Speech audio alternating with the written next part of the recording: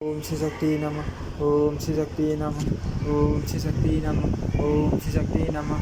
मुनियों का भगवान के अवतार के संबंध में प्रश्न और श्री व्यास जी द्वारा उसका उत्तर। मुनि बोले, पुरुष श्रेष्ठ व्यास जी अपने भारतवर्ष तथा पुरुषोत्तम क्षेत्र के अद्भुत गुणों का वर्णन किया।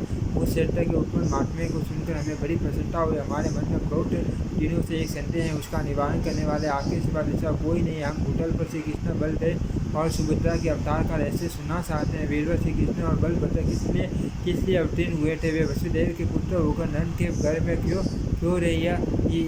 यह मृत्यु लोग छोटा निसार हैं, इसमें अधिकतर दुख ही भरा है। यह पानी के बुले की भांति अत्यंत चंचल भंगुर हैं। इसकी भयंकरता इतनी बड़ी हुई है कि उसका विचार आते ही रोंगटे खड़े हो जाते हैं। ऐसे संसार में उन्हें जन्म ग्रहण करने की क्या आवश्यकता थी? इस भूतल पर अवतीर्ण हो उन्होंने जो लीलाएं की उनका विस्तार पूर्वक वर्णन कीजिए। उनका संपूर्ण चरित्र अद्भुत और अलौकिक है। भगवान संपूर्ण देवताओं के स्वामी एवं सुश्रेष्ठ हैं और पृथ्वी को उत्पन्न करने वाले तथा अविनाशी परमात्मा हैं। उन्होंने अपने दिव्य स्वरूप को मनुष्यों के बीच में कैसे प्रकट किया? जो भगवान संपूर्ण जंगम प्राणियों की गति है, वे मानव शरीर में कैसे आए? इसे देवता और दैत्य भी बड़े आश्चर्य की बात मानते हैं। माँ मुनि, आप भगवान विष्णु के आश्चर्यजनक अवतार की कथा सुनाइए। भगवान के बल और पराक्रम विज्ञात है, उनके देश की कोई माप नहीं है। वे अपने अलौकिक चरित्रों के द्वारा आश्चर्य रूप पर ध्यान पड़ते हैं। आप उनके तत्व का वर्णन कीजिए। भगवान पुरुषोत्तम देवताओं की पीड़ा दूर करने वाले और सर्वव्यापी जगत के रक्षक और सर्वलोक महेश्वर हैं। संसार के सृष्टि पालन और श्रृंगार सब वे ही करते हैं। वे ही सब लोगों को सुख देने वाले। वे अक्षय सनातन अनंत क्षय और बदी से रहित, निर्लेप, निर्गुण, सूक्ष्म, निर्विकार, निरंजन, समस्त उपाधियों से रहित, सत्ता मात्र रूप से स्थित, अविकारी, विभु, नित्य, अचल, निर्मल, व्यापक, नित्य, तप्त, निरामय तथा शाश्वत परमात्मा है। सतयुग में उनका विशुद्ध हरि नाम सुना जाता है। देवताओं में वे वैकुंठ और मनुष्यों में श्री कृष्ण नाम से विख्यात है। उन्हीं परमेश्वरी भूत और भविष्य लीलाओं को जिनका रहस्य अत्यंत गहन है हम सुनना चाहते हैं। व्यास जी बोले, जो संपूर्ण देवताओं के स्वामी, सबकी उत्पत्ति के कारण, पुराण पुरुष, सनातन, अविनाशी, चतुर्विद स्वरूप, निर्गुण, पूर्ण रूप, परम गुरु, बरनी, असीम, यज्ञांग और देवताओं के आदि प्रियतम है। उन भगवान विष्णु को मैं नमस्कार करता हूँ, जिनसे लघु और जिनसे मान दूसरा कोई नहीं। जिन जन्मा प्रभु ने संपूर्ण शास्त्र जगत को व्याप्त कर रखा है, जो आविर्भाव, तिरोभाव, दुष्ट और अदृष्ट विलक्षण है। सृष्टि और संहार को भी जिनका स्वरूप बतलाया जाता है, उन आदिदेव ब्रह्म परमात्मा को मैं समाधि के द्वारा प्रणाम करता हूँ। जो संपूर्ण विकारों से रहित, शुद्ध, नित्य, सदा एक रूप रहने वाले और विजयी हैं, उन परमात्मा से विष्णु को नमस्कार है। जो हिरण्यगर्भ, हरि शंकर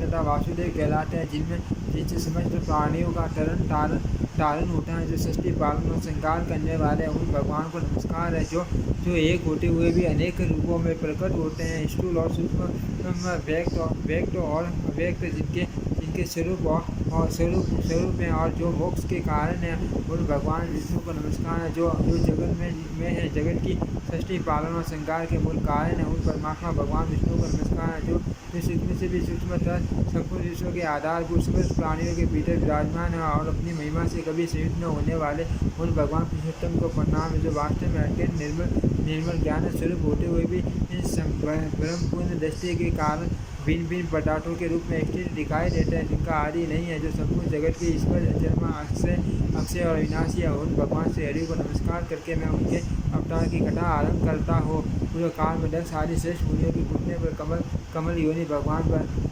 ब्रह्मा ने जो कुछ कहा था, वही मैं भी आप लोगों से कहूँगा। जो अपने चारों मुखों से ट्रक शाम आदि चारों दिवेलों का उच्चारण करते हुए तीनों लोगों को बैठक करते हैं, जिनका प्रादुर्भाव एकांत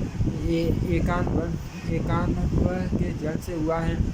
असुरगण जिनके यज्ञों का लोप नहीं कर पाते, उन भगवान ब्रह्मा जी को प्रणाम करके मैं उन्हीं की कही हुई कथा आरंभ करता हूँ, जिन्होंने सृष्टि के उद्देश्य से धर्म आदि को प्रकट किया। उन अव्यक्त जन्मा ब्रह्मा जी के संपूर्ण मठ का ही मैं वर्णन करूँगा।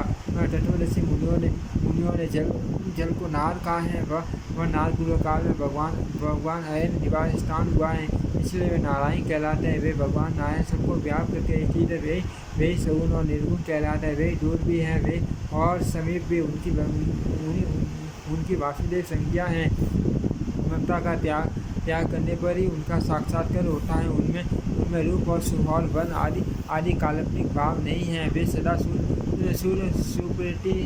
सुप्रतिष्ठित और एक रूप है। जब धर्म की हानि और अधर्म का उत्थान होता है, तब वे अपने आप को संसार में प्रकट करते हैं। पूर्व काल में उन्हीं प्रजापालक भगवान ने 12 रूप धारण करके ठुठुन से जल को हटाया और रसातल में डूबी हुई पृथ्वी को अपनी एक डार से कमल के फूल की भांति ऊपर उठा लिया।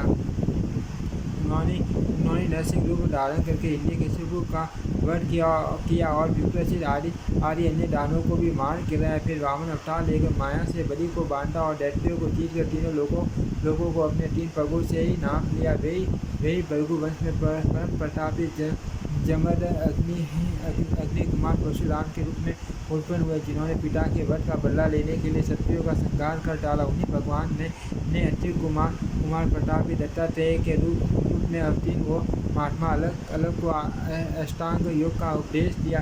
त्रेता में दशरथ नंदन श्री राम के रूप में प्रकट हो गए। उन्होंने ही तिब्बत को बह देने वाले रावण का युद्ध में संहार किया। पल्ले काल में जब सारी सृष्टि एकांत वन में निर्मगन हो गए, उस समय देवताओं के भी देवता जगतपति श्री विष्णु एक सहस्त्र युगों तक शेषनाग की शैया पर सोते रहे। वास्तव में वे योग निद्रा का आश्रय ले अपनी योग महिमा में स्थित हो गए थे। संपूर्ण शास्त्र जगत को उन्होंने अपने उदर में स्थापित कर रखा था।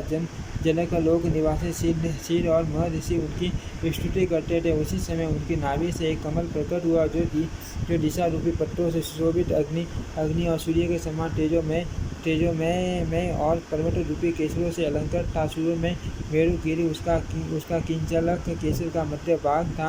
वह कमली पितामह ब्रह्मा जी का सुंदर ग्रह था। उसी में 4 मुखों वाले देवादिदेव ब्रह्मा जी प्रकट हुए। उस समय भगवान विष्णु के कानों की मैल से 2 महाबली और पराक्रमी दानव उत्पन्न हुए, जो ब्रह्मा जी को मार डालने के लिए उद्यत हो गए। उनका नाम मधु और कैटभ था। भगवान ने समुद्र रूपी सैंक ग्रह से उठकर उन दोनों दुर्धर्ष दैत्यों का वध किया। ये तथा और भी भगवान की असंख्य लीलाएं हैं, जिनकी मैं गणना नहीं कर सकता। इस समय अजन्मा भगवान के जिस अवतार का प्रसंग चल रहा है, वह मथुरा में हुआ था। इस प्रकार भगवान की जो सात्विक मूर्ति है, वही अवतार धारण करती है। वह प्रद्युम्न नाम से विख्यात हैं और सदा रक्षा कार्य में संलग्न रहती है। वह भगवान वासुदेव की इच्छा के अनुसार देवता मनुष्य तिर्यक योनि में अवतीर्ण होती हैं और उसी के अनुकूल स्वभाव बना लेती हैं। भक्त पुरुषों द्वारा पूजित होने पर वह उनकी मनोवांछित कामनाओं को भी पूर्ण करती हैं। इस तरह मैंने यहाँ भगवान के अवतार का रहस्य बतलाया है।